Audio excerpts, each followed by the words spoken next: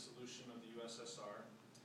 On December 25th, 1991, the Soviet flag for the last time flew over the Grand Kremlin building in Moscow.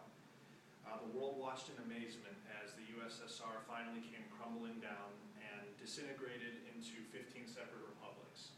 And this is a historical and economic overview of the breakup of the Soviet Union, because there were really a plethora of different causes to the breakup of it, but I came down with three main points that I will get to in the next slide. Here's a map of the different republics. There were 15, not counting Russia.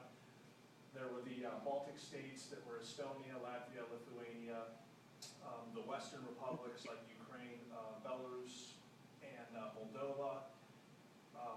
The Caucasus regions, Georgia, Armenia, Azerbaijan, and then there were the Asian republics like Kazakhstan, Uzbekistan, Turkmenistan, etc.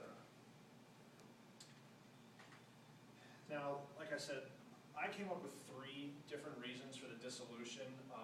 The first was the stagnant economics, the second, ethnic tensions within the Soviet Union, and then the third, the reforms instituted by Gorbachev. And all three of these sort of culminated into bringing the USSR down and putting an end to the Cold War. The first, economics.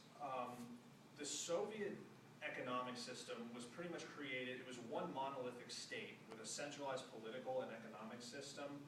There were no free markets, private sector, or private ownership. Stalin implemented collectivization, which was basically, it took part mostly in rural areas, and it was farms that he would put together to increase yields, and he would just group together all of these peasant farms and have them just farm for the entire season. And then the Soviet soldiers would come by and collect all the food that they produced for themselves, and leaving none for the peasants. The economic planning failed to meet the needs of the state.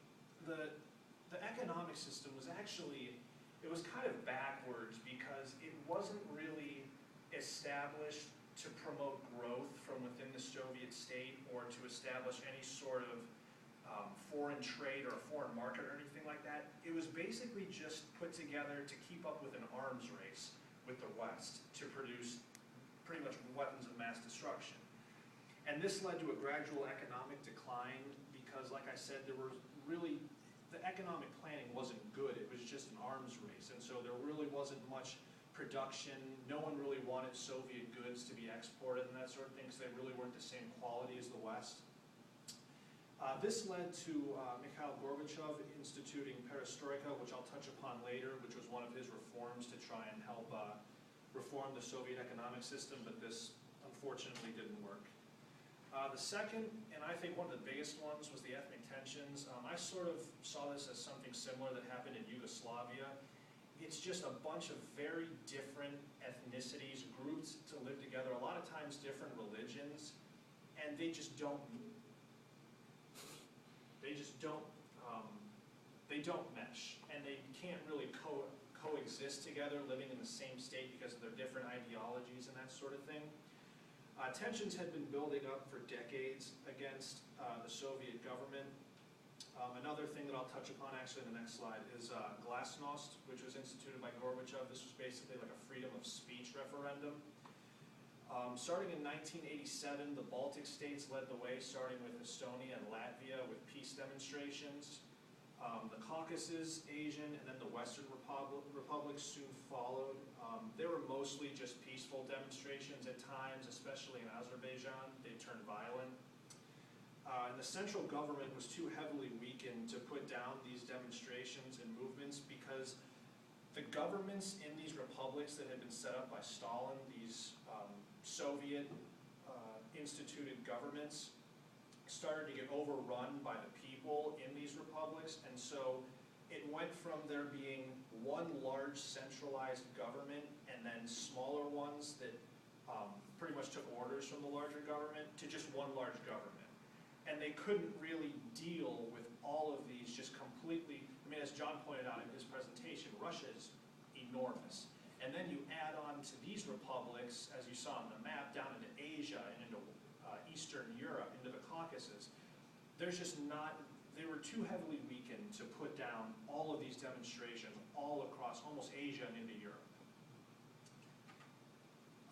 Here are two statues that were erected from freedom movements. The first is known as the Freedom Statue in Latvia. It's actually in the capital, Riga, and it was put up to commemorate those who lost their lives during Soviet occupation, and then also to celebrate their independence movement and finally gaining independence in, I believe it was 1990.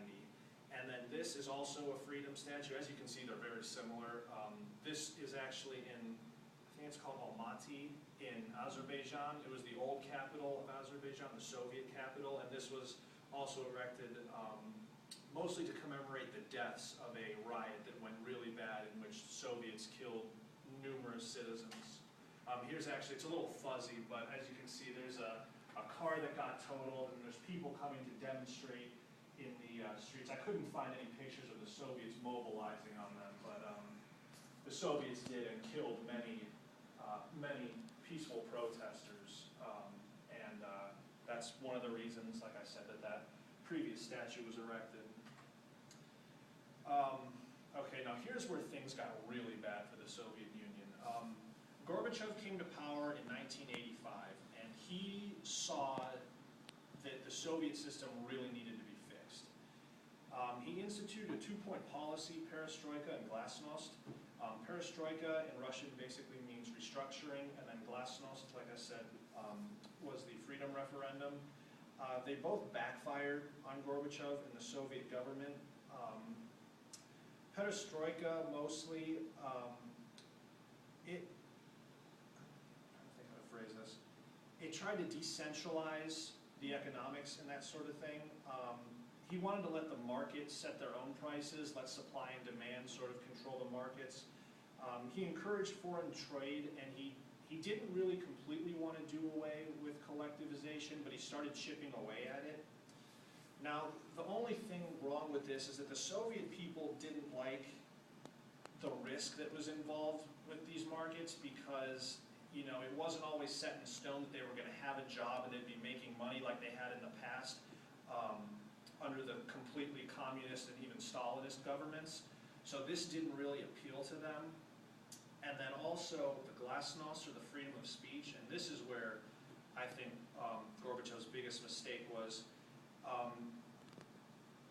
The Russians and the Soviets really underestimated how much resentment had been built up over the decades against the Soviet government and leaders. And once this was instituted, it just unleashed riots and all kinds of mayhem across the Soviet Union. Like I said, demonstrations and all that kind of stuff. And it pretty much just threw the Soviet Union into chaos. And like I said, the centralized government was too weakened to put down all of these different happenings across their empire. And as a last-ditch effort, the Soviet government tried to execute a coup d'etat. And this is basically kind of like an overthrowing of the government. And what they did was they kidnapped Gorbachev for a couple days and kind of wrote a sick note and published it on the media that said that Gorbachev was very ill and would no longer be able to govern and be the president of the Soviet Union. And this just completely sent people over the edge. And a couple days later, they returned Gorbachev and just realized that there was nothing else that they could do. The republics were already trying to declare their independencies and that sort of thing, and this is where the Soviet Union finally collapsed in December of 1991. Here's a picture of the Kremlin and Moscow during the coup d'etat, and it was a brief period also of a military occupation. You can see the tank right there.